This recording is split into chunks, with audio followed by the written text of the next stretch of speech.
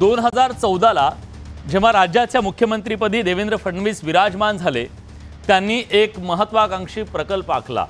तो प्रकल्प होता मुंबई ते अगदी नागपूरपर्यंत समृद्धी महामार्ग। आता यावेळी त्यांनी एक नवा प्रकल्प आणला।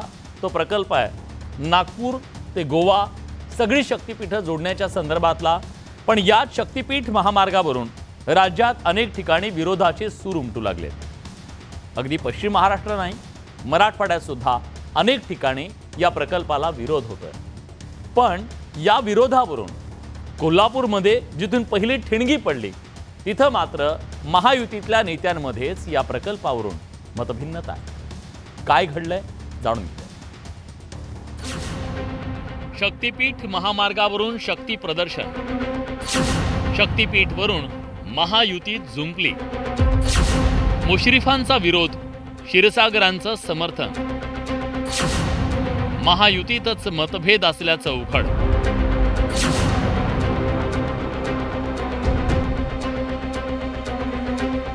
समृद्धी महामार्गाच्या धर्तीवर राज्यातल्या शक्तिपीठांना जोडणारा सरकारचा महत्त्वपूर्ण प्रकल्प म्हणजे शक्तिपीठ महामार्ग।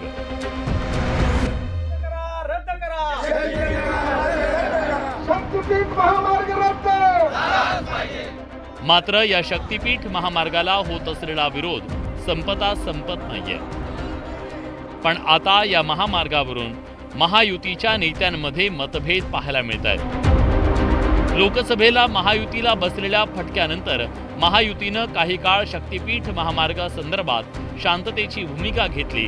विशेष म्हणजे विधानसभेला वैद्यकीय शिक्षण मंत्री हसन मुश्रीफ यांनी सुद्धा महामार्ग होऊ देणार नाही असा पवित्रा घेत हा मार्ग रद्द झाल्याचा GR देखील निवडणुकीच्या प्रचारात दाखवला। पण आता शिवसेना आमदार आणि राज्य नियोजन मंडळाचे कार्यकारी अध्यक्ष राजेश क्षीरसागर यांनी शक्तिपीठाला कोल्हापुरातून आणण्याचे प्रयत्न सुरू केले।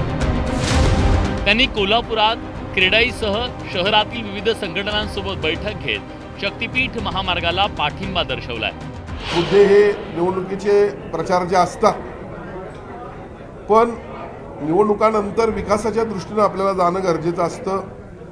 काही वेळा मतदारांची भूमिका किंवा मतदारांच्या मध्ये गैरसमज पसरवण्याचा काही लोक प्रयत्न करत असतात, त्यामुळे अशा प्रकारची भूमिका त्यांना घ्यावी लागली असेल। पण शासनाची भूमिका ही निश्चितपणे शक्तिपीठ महामार्ग होणार आणि सर्वांना विश्वासात घेऊन आणणार असे।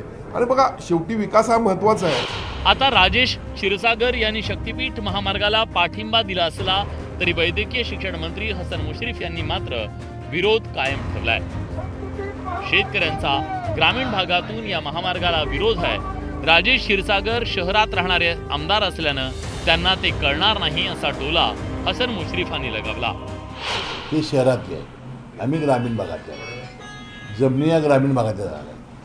शेतकऱ्यांचा रोष किती आहे हे आम्ही लोकसभेच्या निवडणुकीमध्ये पाहिलेलं आहे। लोकसभेच्या निवडणुका झाल्यानंतर सुद्धा मला 29 गावामध्ये अडवलेलं होतं आणि त्याच्यात 2-3 दिवसात मी मुंबईमध्ये जाऊन मुख्यमंत्री महोदयाला भेटून एकनाथ शिंदे साहेब त्या मुख्यमंत्री होते, आपण ही प्रक्रिया रद्द करून आणलेली आहे आणि त्याच वेळेला त्यांनी सांगितलं की आम्ही सांगलीपर्यंत करणार आहोत। राजेश क्षीरसागर यांनी घेतलेल्या बैठकीनंतर शक्तिपीठ महामार्ग विरोधी कृती समिती आक्रमक झाली। तत्कालीन मुख्यमंत्री एकनाथ शिंदे यांनी कोल्हापुरात प्रचारादरम्यान शक्तिपीठ महामार्ग कोल्हापुरातून जाणार नसल्याचं जाहीर केलं। पण त्यांच्याच पक्षातले नेते त्यांना खोटं ठरवण्यासाठी प्रयत्न करत असल्याची टीका कृती समितीने केली। शक्तिपीठ महामार्ग कोल्हापुरातून जाऊ देणार नाही अशी भूमिका पुन्हा एकदा जाहीर केली आहे। आमचा शक्तिपीठ महामार्गाला विरोध असणं, आमच्या शेतातून शेतकरी जे आहेत ते जाऊ देणार नाहीत। कुठेतरी व्यापारी आणि कंत्राटदारांनी एकत्र येऊन मीटिंग करायची, याला आम्ही अजिबात भीक घालत नाही। याला अनुलेखाने मारण्याचंच काम आम्ही करणार आहोत आणि त्यामुळे जे काही शहरात बसून करायचं ते करू देत। शक्तिपीठ महामार्ग आम्ही अडवलेला आणि होऊ देणार नाही। कोल्हापुरात महायुतीतील नेत्यांमध्ये शक्तिपीठ महामार्ग संदर्भात मतमतांतर असल्याचं उघड झालं। राजेश क्षीरसागर यांनी बिल्डर आणि कंत्राटदारांसोबत घेतलेल्या बैठकीनं नव्या वादाला तोंड फुटलं। त्यामुळे एकीकडे मुश्रीफ आणि दुसरीकडे क्षीरसागर अशा दोन्ही नेत्यांनी सध्या शक्तिपीठवरून शक्ती प्रदर्शन सुरू केल्याचं दिसतंय। त्यामुळे शक्तिपीठ महामार्ग कोल्हापुरातून जाणार की नाही हे पाहणं महत्त्वाचं ठरणार आहे। ज्ञानेश्वर चाळोखे, न्यूज 18 लोकमत, कोल्हापूर.